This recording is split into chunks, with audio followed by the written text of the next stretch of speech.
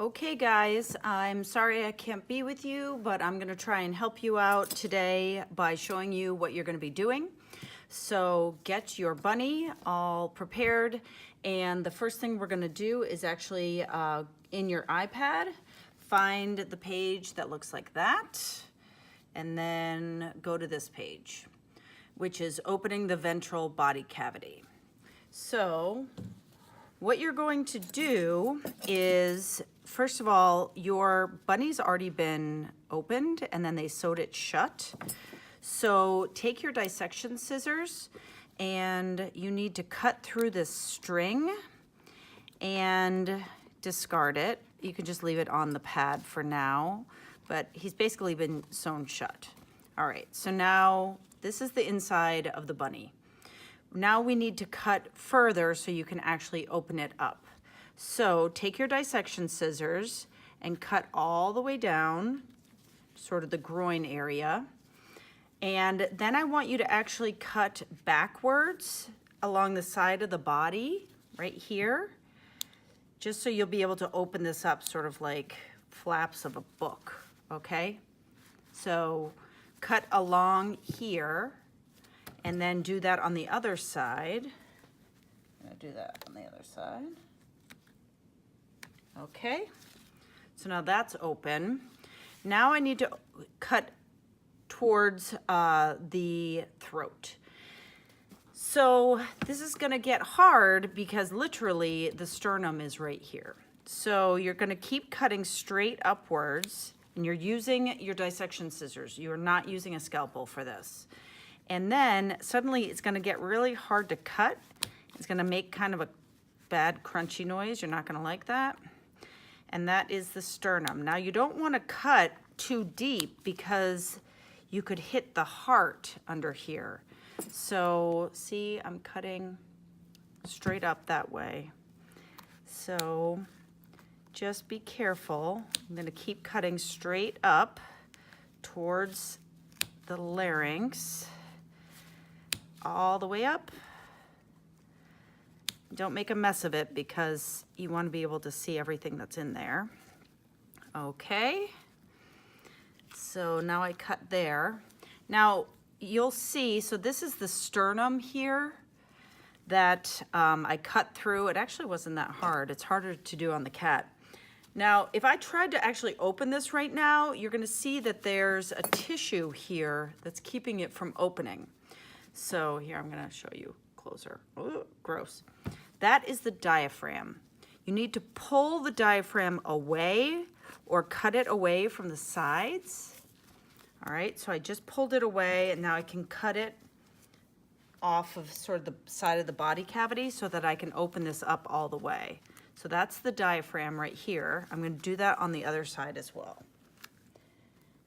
Okay, all right. Now to get it to completely open, somebody in your group is gonna have to be brave because you kind of have to crack it, and sometimes you can hear the ribs snap. Some people don't like that. This one didn't really do that. So now you need to wash out the inside of your rabbit. Some of you may have some kind of brown gook in here. It's just like fluids that dried, and see this? It looks kind of like, it looks yucky. All right, you want to get that out. So go take your bunny to the sink and wash out the inside of the bunny, and then make sure you drain it before you bring it back to your table. Okay.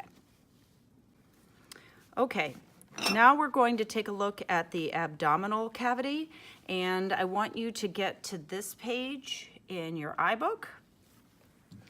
And one thing that I also did after I washed it out is I cut down the sides here so that the sides could lay more flat and I didn't have to hold them back. All right, so the first thing you need to find is the diaphragm. That is this structure right here. You cut that away when you were trying to open up the rabbit, so it lays like that. It's a flat muscular sheet that you learned was involved with respiration. Okay. So we're gonna move that. This large structure here, this is the liver, okay? And the liver has multiple lobes. See how there's like pieces to it? So when you're looking at it, think of it in terms of it's the bunny's liver. So this right here, I'll use this poker, right here, this is the right lobe of the liver. Then the left lobes are divided into left medial and left lateral. Remember, medial means it's more towards the midline, lateral is more towards the outside. So right lobe, left medial, left lateral. If you pick up these three lobes, you'll see there's a lobe inside here. I don't know how well you can see that. All right, that lobe is called the quadrate lobe. So it's sort of the fourth lobe, so quad, that's the fourth lobe. There's actually a fifth lobe that's hiding, and that is back here, right here. Okay, it's by the right kidney. If you look back here, you'll see there's a little guy, this little guy right here, that's a kidney. All right, so this is the caudate lobe. So it's the lobe that's sort of pointing towards the caudal region or the posterior, you know, the back of the rabbit. So right lateral, sorry, right lobe, left medial, left lateral, quadrate, and caudate lobe. Okay, so that's the liver. Now I want you to find the gallbladder. The gallbladder is a structure that's found on the underside of the liver. And the liver makes something called bile, and bile helps you digest fat. And then it sends the bile into the gallbladder that stores it. So if you lift up the liver, you're gonna see underneath here, right in here, there's like a green little pouch. Let's see, it's right there. All right, this green little pouch is the gallbladder.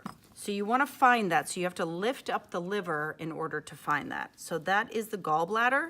And for some of you, it'll be really green. Some of you, it might not be that green. Mine isn't very green, but bile is green. So that's why sometimes you can see that pretty clearly. But it's a little pouch. It's like a little balloon on the underside of the liver. Okay, so you found the gallbladder. Next is the spleen. The spleen, you're going to look on the left side, the bunny's left side, for this thing, I always call it the boomerang. And see this? It's like this little brown structure. It's kind of the same color as the liver. That is the spleen. Okay, so find the spleen. It wraps around the back, but it looks like a little boomerang. So that's the spleen, tiny. So you found that. Next page has to do with the stomach. So the stomach, your rabbit's stomach may still be filled with food, which is gross. Okay, so the stomach in this rabbit is very large. If you lift up the liver, it's this large structure here. So there's different parts of the stomach. Let me light that up a little. Okay, so where the esophagus hits the stomach is right about up here. This area where the esophagus hits is called the cardiac region. Right here is the cardiac region. It's closest to the heart. That's how I remember it. Okay? And then this big structure here is called the fundus. All right? That's the fundus of the stomach. The majority of it is called the body. So most of the stomach is called the body. And then at the end, this end here is called the pyloric region. And then where it hits the small intestine, there's a sphincter. Everybody likes that word, sphincter. So here, there's the pyloric sphincter. So you're going to want to take a look at the stomach, find the parts of the stomach, and I think you have to label it on a diagram. And then it says open the stomach. Let's not do that. I think that you just kind of don't know what's going to be in there and it doesn't smell good, so we're not going to open the stomach. We can do that once I return if you really want to. Okay, so try to find all of the bold-faced words in the iBook and label your diagram.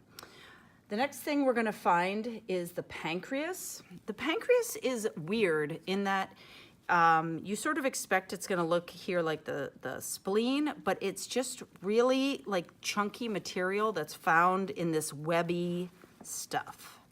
So I'm not sure if you can see that, but in here, all right, I'm moving the spleen. In here, there's like this webby, chunky stuff, and it's underneath the stomach. That is the pancreas. You can find some of it. This is the small intestine going down. You can find some pancreas right here as well. So kind of look for this chunky material. That's the pancreas. It is a gland, and it's a little difficult to find. So, okay, now we're going to look at the small intestines and the large intestines. So find the stomach, and where the stomach hits the small intestine, that first part of the small intestine is called the duodenum. So this part is the duodenum. So some people pronounce it duodenum. It's up to you, whatever. So duodenum, and then I'm just going to keep tracing it. And suddenly there's going to be sort of this webby material. That is the mesentery, the intestinal mesentery. The web, it holds the blood vessels, and those blood vessels take the nutrients from the digested food into your bloodstream. So all of this sort of pink, flat-ish guts, this is jejunum. That's the second part of the small intestine. So this is all jejunum, jejunum. So you can keep following this, jejunum, jejunum, jejunum. All right, I'm still following it, I'm still following it, I'm still following it. And then I come to the end of the jejunum, and I find this part here. There are 3 components here. This is like the grossest sandwich you ever saw. So up the middle is the end of the small intestine. This part of the small intestine is called the ileum. That's the end of the small intestine. So if I ask you to show me the ileum, that's it. All right. Now to one side of the ileum is this big flat structure. This is the cecum. We don't have this in humans because we are not herbivores. Any large herbivore has this extra sort of part of their digestive system that's really important for digesting cellulose. So this is their cecum, and then on this side is the large intestine. The large intestine has these bubbles. These are called the haustra, and the large intestine's job is just to remove liquid from fecal matter. Okay, so it returns that water back to your blood system. So through the middle is the ileum. On one side, I have the large intestine. On the other side, I have the cecum. Now, if I look more at the cecum, what I'll notice is at the very end of it, I'm just tracing the cecum, and you can kind of like remove some of this stuff. The very end of the cecum is this like blind pouch, like there. It just sort of ends. This is the appendix. All right, so in us, our cecum is gone, we don't have that, and we have a very small appendix that is found at the junction of the small intestine and the large intestine. That's all that's left. But in them, it's just this end of the cecum. So the cecum is the flat, big structure. The end of it here is the appendix. Now I can trace the large intestine, and the large intestine kind of winds all over the place, and then eventually it goes back here. If I move the guts out of the way, and it comes all the way down, and that is the descending colon. The descending colon is the final part of the large intestine, and the very end of the large intestine is called the rectum, and that's sort of like the poop holder. Okay, so that should do it for the intestines. So what you need to do now, once you find all of those things and you label it all in your packet, you need to kind of restructure him back together. You need to close him back up. You don't have to sew him back up, but then re-mummify him with the paper towels and clean up. All right, that's it for the abdominal cavity.